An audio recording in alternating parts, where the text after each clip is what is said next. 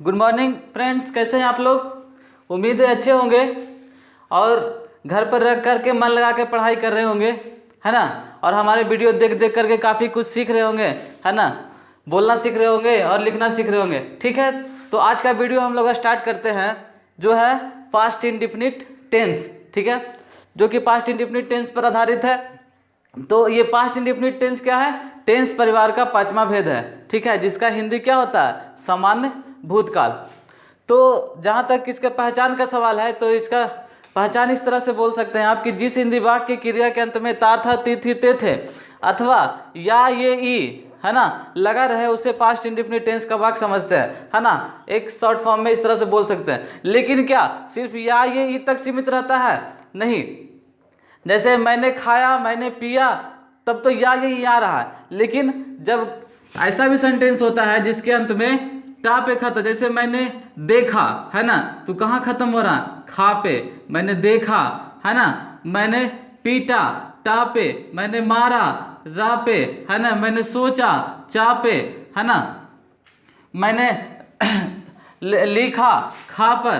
ठीक है, तो ये सारे सेंटेंस जो है किस चीज पे खत्म हो रहे हैं? या ये ई खा चा टा, सोचा, मारा, पीटा, काटा, है ना, देखा, तो ला पे, है ना, किसी चीज पे भी खत्म हो सकते हैं। तो इस तरीके से ये जो सेंटेंस है इस तरह से खत्म भी हो सकते हैं, जिसके अंत में ना तो आपको है रहेगा ना था रहेगा। ठीक है, तो ऐसे सेंटेंस को, है ना, ऐसे सेंटेंस को आपको पास्ट इंडेफिनिट टेंस का सेंटेंस समझना होगा और उसे पास्ट इंडेफिनिट के स्ट्रक्चर से बनाना होगा। पास्ट इंडेफिनिट के पॉजिटिव सेंटेंस का स्ट्रक्चर क्या होता है? Subject plus V2 plus object, है ना। अब यहाँ पे सब्जेक्ट तो जान रहे हैं, ऑब्जेक्ट जान रहे हैं, V2 क्या होता है। आइए उस पर थोड़ा सा देखते हैं कि V2 क्या होता है। वर्ब को 5 फॉर्म में बांटा गया, V1, V2, V3, जिसका V3 का प्रयोग तो हम लोग प्रेजेंट परफेक्ट टेंस में पढ़े थे। ठीक है, तो अब यहाँ पे V2 क्या होता है? तो V2 देखिएगा, जैसे ईट लिखते हैं तो ईट का V2 होता है 8 और V3 ईटेन। ठीक है, गो लिखते हैं, गो का V2 होता है बेंट और V3 क्या होता है? गोन। राइट लिखते हैं तो राइट का V3 क्या होता है? V2 क्या होता है? रोट और V3 क्या होता है? रिटेन, है ना। तो ये जो बीच वाला शब्द जो आ रहा है, ठीक है, यही आपका क्या हो गया? V2 हो गया। और इन्हीं सब शब्दों का प्रयोग आपको यहाँ पे करना है ना। सी में क्या होता है? देखना, तो सी का क्या हो जाएगा? सा और V3 क्या हो जाता है? सीन। तो इसी तरह से ये वाला बीच वाला आपको प्रयोग करना है, V2 का प्रयोग इस टेंस में करना। आइए इसे एग्जाम्पल से समझते हैं। जैसे एक सिंपल सा एग्जाम्पल लेते हैं बिना ऑब्जेक्ट के, जैसे मैंने खाया, मैंने खाया। ठीक है, तो इसमें ऑब्जेक्ट अभी नहीं है, तो सिंपल क्या होगा? आई खाना का क्या होता है? ईट। लेकिन यहाँ पे लगाना है V2। क्यों लगाना है? क्योंकि इसके अंत में या आ रहा है। ठीक है, जब या आए तो समझ जाना कि पास्ट इंडेफिनिट टेंस का वाक्य है, इसलिए इसके पहले V2 लगेगा। तो ईट की जगह क्या हो जाएगा? 8, है ना, 8 होगा, है ना। उसने देखा, उसने देखा, उसने देखा, तो उसने कहा ही होगा। अब ही देखना का तो होता है सी, लेकिन देखा खा पे खत्म हो रहा है ना, खा पे खत्म हो रहा है, तो यानी कि इसमें क्या होगा? V2 का प्रयोग होगा, देखा। ठीक है, तो इसलिए इसमें V2 का प्रयोग क्या होगा? सी की जगह शा होगा, ही शा। तो ओके, समझ में आ रहा होगा। अब है कि ऑब्जेक्ट का कुछ सेंटेंस ले लेते हैं। मैंने आम खाया, मैंने आम खाया। ओके, तो आई 8 मैं पहले ही बता चुका हूँ, पहले वर्ब का इंग्लिश लिखाएगा, उसके बाद फिर ऑब्जेक्ट का। ठीक है, तो मैंने आम खाया, तो आई 8 a mango, I 8 a mango. तो देख सकते हैं यहाँ पे क्या होगा? ये subject plus V2 plus object, है ना। ये स्ट्रक्चर पर फिट बैठ रहा है कि नहीं? सब्जेक्ट V2 और उसके बाद ऑब्जेक्ट। उसके बाद है इसको भी देखते हैं, उसने मुझे देखा, उसने मुझे देखा। तो इस तरह से उसने का ही और उसके बाद देखा का अंग्रेजी पहले ही सा, मुझे का मी, ही सा मी। तो दूसरा सी हो गया, ये आपका सब्जेक्ट, ये V2 और ये क्या हो गया? ऑब्जेक्ट। ठीक है, तो इसी तरह से बनता है ना। तो आप इस तरह से, अब अंग्रेजी बोलने का जहाँ तक सवाल है तो आप खुद सोचिए कि आप सुबह से उठ करके क्या क्या किए, है ना। मैं उठा, उसके बाद बाथरूम गया, है ना, उसके बाद टहलने गया, उसके बाद मैंने ब्रश किया, उसके बाद स्नान किया, उसके बाद नाश्ता किया, उसके बाद स्कूल गया। इन्हीं सब सेंटेंस को इंग्लिश में बोलने कीजिए, सब का सब V2 पर बनेगा। First of all I got up early in the morning at 5 o'clock, है ना। After that I went to bathroom, after that I go for a walk, I went for a walk, after that I brushed my teeth, after that I had a bath या took a bath, है ना। after that I took my breakfast वगैरह वगैरह, है ना।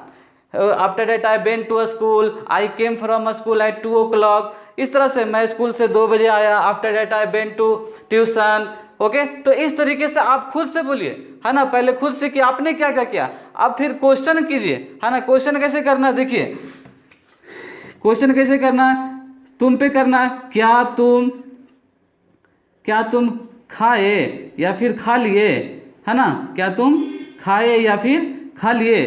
तो इस case में क्या होगा, पहले डिड लगाना है, उसके बाद तुम का अंग्रेजी यू लगाना है, उसके बाद यहाँ देखिए ध्यान दीजिए, डिड जब आ जाए तो वर्ब का पहला रूप V1 लगता है ना। एक बात और समझ लीजिए, मैं पहले ही बता चुका हूँ कि डू डज डिड जहाँ पे भी रहे तो वर्ब का पहला रूप V1 लगता है। यहाँ पे V2 का, है ना, टेंशन खत्म, सिर्फ V1 लगाना। क्या तुम खा लिए, है ना, क्या वे लोग चले गए, है ना, क्या वे लोग चले गए। डिड दे गो, है ना, डिड दे गो। देखिए पहले डिड, फिर सब्जेक्ट, फिर V1, है ना। अगर जो ऑब्जेक्ट रहता है कि क्या तुम खाना खा लिए, did you eat food. Okay, इस तरीके से तो क्वेश्चन पूछ सकते हैं, क्या तुम खाना खा लिए, क्या तुम होमवर्क कर लिए, did you complete your homework, है ना। क्या तुम स्नान कर लिए, did you take a bath. ठीक है, तो यस आई टुक। ठीक है, इस तरह से आपको आंसर देना, यस आई एट फूड, या हाँ मैंने खाना खा लिया। ठीक है, क्या वे लोग चले गए, did they go, yes they went. ठीक है, हाँ वे लोग चले गए। तो इस तरीके से आपको V2 में यानी कि पास्ट इंडेफिनिट में सेंटेंस पूछना है और बनाना है। पहले खुद से ही क्वेश्चन कीजिए, खुद से ही आंसर दीजिए, है ना। तभी आप खुद भी सीख सकते हैं, दूसरों को भी सिखा सकते हैं, दूसरों के सामने बोल सकते हैं। ज़्यादा फास्ट नहीं बोलना है। मैं फास्ट इसलिए बोलता हूँ कि वीडियो छोटा बने, आपको फास्ट नहीं बोलना है। आपको उन्हीं सब वर्डों का इस्तेमाल करना है जिससे कि सामने वाले को समझ में आए। ज़्यादा फास्ट नहीं बोलना है, स्लो ही बोलना है जिससे कि सामने वाले को समझ में आए, है ना। तो आइए इसका निगेटिव देखते हैं। निगेटिव में क्या कहता है, इसका जो स्ट्रक्चर होता है, subject plus did not plus V1 plus object, है ना। तो इसका एग्जांपल ले सकते हैं, मैं खाना नहीं खाया, मैं खाना नहीं खाया। ठीक है, तो क्या हो जाएगा, I did not eat food, I did not eat food, है ना। वह स्कूल नहीं गया, वह स्कूल नहीं गया। ये तो घर घर की कहानी है, घर घर का सेंटेंस है, आए दिन बोलते हैं, वह स्कूल नहीं गया। तो he did not go to school, है ना। याद रखिएगा पास्ट इंडेफिनिट का वाक्य है, लेकिन ये निगेटिव का वाक्य है, इसलिए यहाँ पे V1 लगेगा ना कि V2, है ना। कुछ बच्चे यहाँ पे भी V2 लगा देते हैं, जो कि गलत है। उनके दिमाग में बैठ जाता है subject plus V2 plus object. नहीं, तो सब में V2 नहीं लगाना, सिर्फ पॉजिटिव सेंटेंस में, अफर्मेटिव सेंटेंस में, है ना। इंट्रोगेटिव और निगेटिव में, है ना, आगे किसी भी सेंटेंस में आपको V2 नहीं लगाना, ठीक है। अब इसका है जो कि ऐसा भी होता है कि निगेटिव इंट्रोगेटिव एक साथ आता है। क्या तुम नहीं गए, इसमें इंट्रोगेटिव और निगेटिव एक साथ आ रहा है, ठीक है। तो पहले क्या करेंगे जी, यहाँ पे डिड लिख देंगे, डिड यू, और नॉट की नहीं का नॉट, और जाना का गो, ठीक है। तो यहाँ डिड लग गया इसलिए यहाँ पे V1 लगा। ये दिमाग में रख जाना है कि जब डू डज डिड लगे तो यहाँ पे V1 का ही प्रयोग होगा। क्या तुम नहीं गए, डिड यू नॉट गो, ठीक है। अब है कि WH क्वेश्चन में क्या होता है, WH वर्ड का प्रयोग करते हैं। तो मैंने क्या बोला था कि पहले आप WH वर्ड का प्रयोग कर दीजिए, उसके बाद सेम टू सेम, है ना, यही इंट्रोगेटिव, है ना, सेम टू सेम इंट्रोगेटिव वाला जो स्ट्रक्चर है अपना लीजिए, है ना। WH वर्ड का प्रयोग करके did plus subject plus V1 plus object, यही आप इस्तेमाल कर लीजिए और बना सकते हैं। जैसे क्या तुम खाए, डिड यू ईट, है ना। तो मान लिया बोला यस आई एट, मैंने खा लिया, तो आप पूछ सकते हैं कि तुम क्या खाए, है ना, तुम क्या खाए, तुम क्या खाए। तो जब क्या का अंग्रेजी बीच में आए, यानी कि क्या का जब जवाब हाँ या ना में ना मिले, तब उसकी अंग्रेजी वाट होती है। तो इस समय क्या करना, पहले WH क्वेश्चन लगाना है, वाट डिड यू ईट, है ना, वाट डिड यू ईट, ठीक है। यहाँ देखिए कि पहले क्या लगा, WH वर्ड लग गया, उसके बाद यहाँ से यहाँ तक आपका इंट्रोगेटिव सेंटेंस का स्ट्रक्चर लगा, ठीक है। इस तरीके से पूछ सकते हैं आप, तुम क्या खाए, वे लोग कहाँ गए, है ना, वे लोग कब आए। इस तरीके से भेन डिड दे कम, है ना। इस तरीके से आप बहुत सारे क्वेश्चन पूछ सकते हैं। तुम क्यों उदास हो, ठीक है। ये तो हो गया दूसरे सेंटेंस का। तो और भी सेंटेंस ले सकते हैं, वे लोग कहाँ गए, वे लोग कहाँ गए, वेयर डिड दे गो, है ना।